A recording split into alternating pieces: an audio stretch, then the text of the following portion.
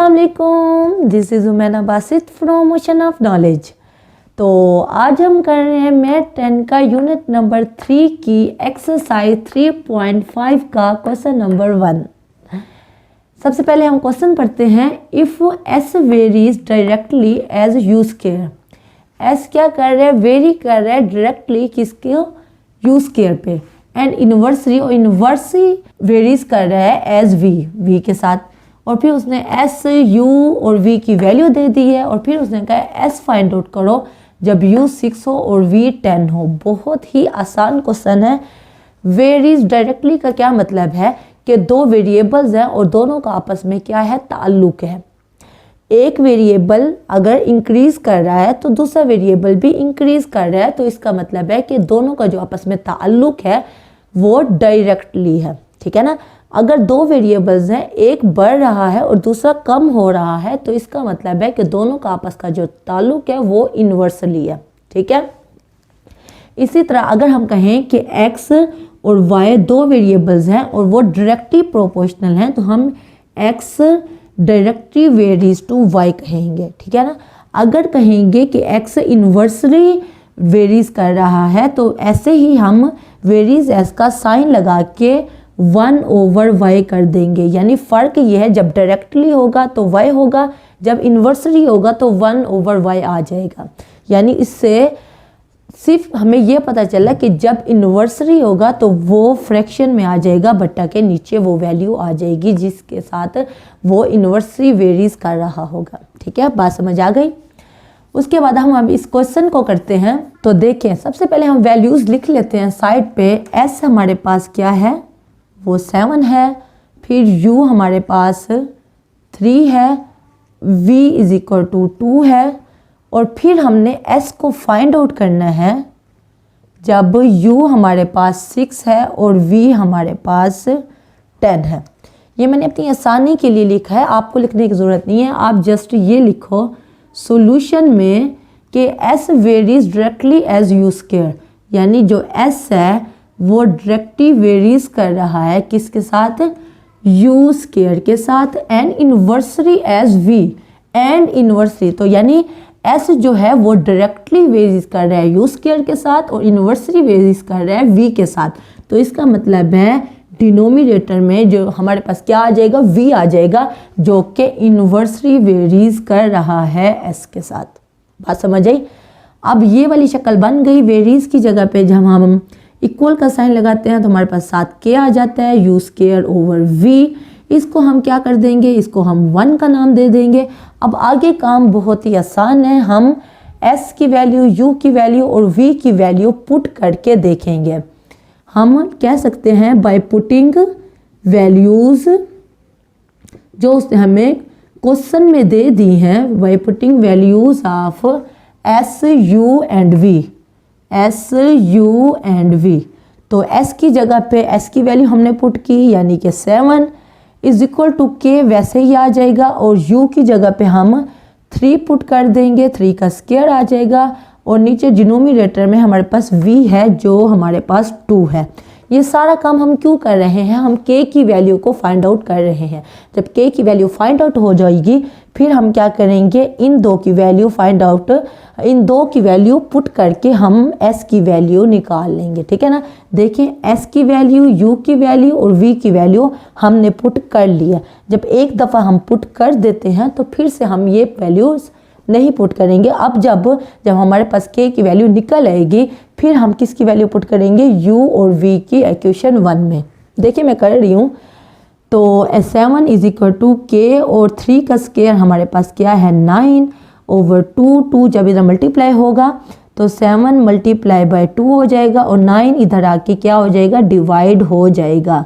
9 यहाँ मल्टीप्लाई हो रहा है, बराबर की तरफ आके डिवाइड होगा, और 2 यहाँ डिवाइड हो रहा है, बराबर के उस तरफ जाके मल्टीप्लाई हो जाएगा। तो फिर 7 2s क्या हो जाएगा, 14 हो जाएगा।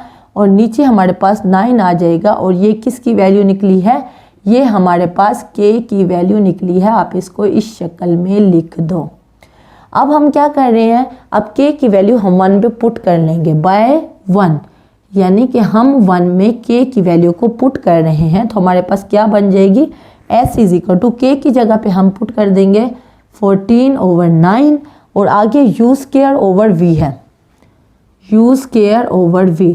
देखें हम इन थ्री की वैल्यूज़ पुट कर चुके हैं, v, s और u, यानी कि s, u और v की वैल्यू हम एक दफ़ा पुट कर चुके हैं। ये वैल्यूज़ हमने इसलिए पुट की हैं ताकि k की वैल्यू निकल आए। k की वैल्यू हम निकाल चुके हैं। जब k की वैल्यू निकल आई है, अब हम क्या करेंगे, अब हमने इक्वेशन 1 में k की वैल्यू को पुट कर दिया। अब हमारे पास ये शक्ल बन गई।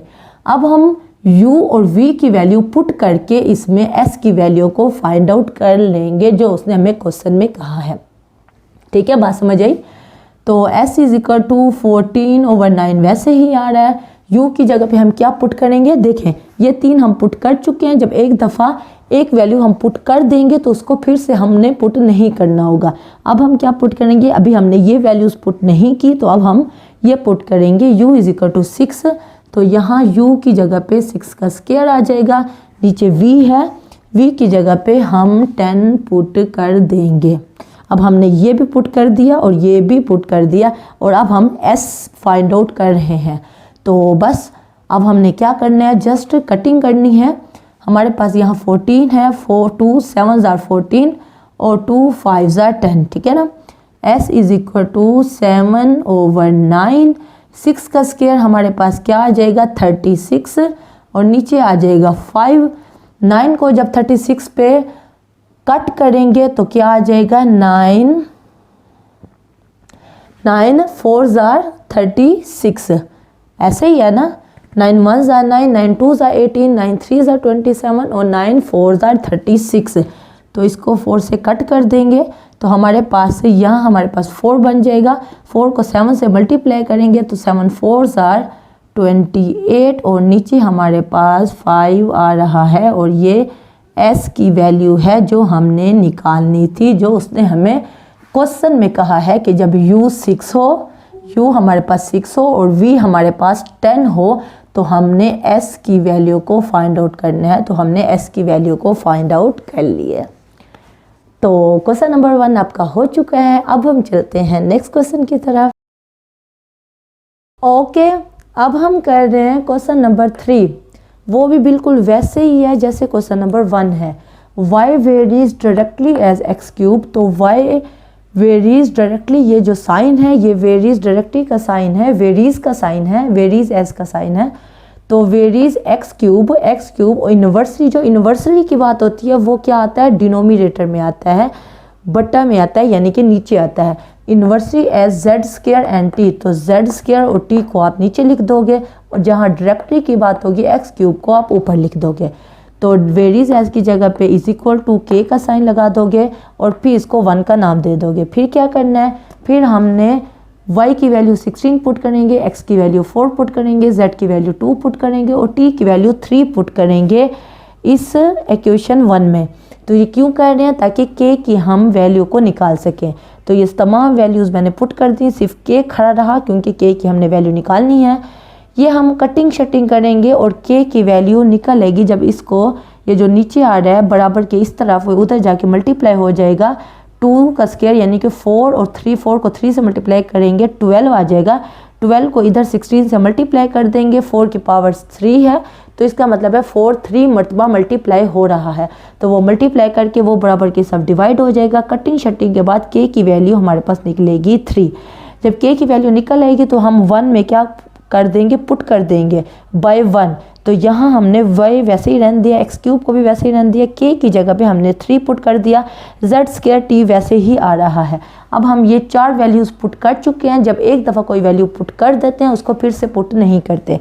अब हमारे पास ये शक्ल बन गई है। अब क्या करेंगे, अब हम x, z और t की वैल्यू पुट करेंगे और फाइंड आउट कर देंगे y। तो y को वैसे ही रहने दिया, बाकी 3 मौजूद है कि x की जगह पे 2 पुट कर दिया, z की जगह पे 3 पुट कर दिया और t की जगह पे 4 पुट कर दिया।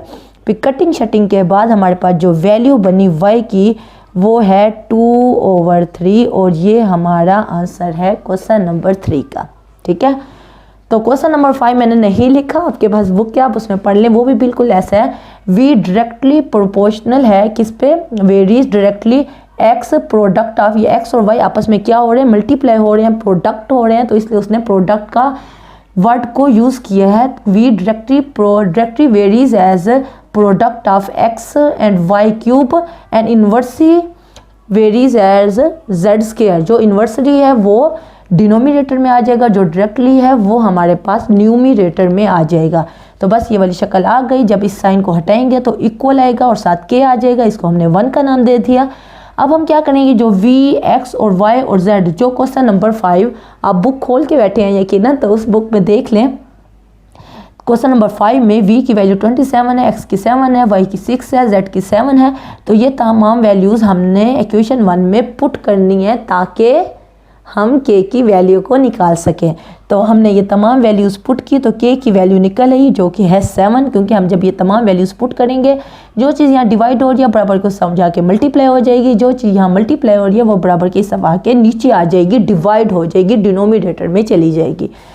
तो फिर कटिंग शटिंग के बाद k की वैल्यू जो बनेगी वो 7 बनेगी। 7 बन गई है तो अब हम क्या करेंगे, 1 में पुट करेंगे। k की जगह पे हमने 7 पुट कर दिया, बाकी तमाम वैल्यूज़ मौजूद हैं। अब ये 4 वैल्यूज़ हम पुट कर चुके हैं। अब बाकी जो 3 वैल्यू या 2 वैल्यूज़ बच गई हैं, यानी कि x, y और z की, तो x, y और z की वैल्यू पुट करेंगे और v की वैल्यू निकाल लेंगे जो कि है 14/3। यानी कि मैंने यहाँ 3-4 स्टेप्स नहीं किए, मैंने क्वेश्चन नंबर 5 बहुत शॉर्ट किया है सिर्फ आपको समझाने के लिए, आपको कॉन्सेप्ट देने के लिए, वरना क्वेश्चन नंबर 5 बिल्कुल वैसे ही है जैसे क्वेश्चन नंबर 3 और क्वेश्चन नंबर 1 है। तो एक्सरसाइज 3.5 आपकी कंप्लीट हो गई है। ये जो चैप्टर है इसका नाम है वेरिएशंस। इस पूरे चैप्टर में हम वेरिएशन को पढ़ते हैं, वेरीज एज वेरिएशन से निकला है। तो एक चीज़ बढ़ रही होती है, दूसरी चीज़ बढ़ रही होती है, तो ये डायरेक्टली वेरिएशन होती है। एक चीज़ बढ़ रही हो, दूसरी चीज़ कम हो रही हो, तो ये इन्वर्सली वेरिएशन है। और ये हमारा लेक्चर 7 है, यूनिट 3 का, चैप्टर 3 का ये लेक्चर 7 है। तो अगर कोई बात समझ ना आई हो, कोई कन्फ्यूजन हो, कोई मसला हो, तो आप नीचे कमेंट में पूछना। मैं इंशाल्लाह नेक्स्ट क्लास में या कमेंट बॉक्स में उसका डेफिनेटली जवाब दे दूँगी। तो अगर आप मेरे चैनल पे नए हैं तो प्लीज़ मेरे चैनल को ज़रूर सब्सक्राइब करें, और अगर आपको मेरी वीडियो थोड़ी सी भी इंफॉर्मेटिव लगी है तो मेरी वीडियो को ज़रूर लाइक करें। तो फिर मिलेंगे नए लेक्चर के साथ। अल्लाह हाफिज़।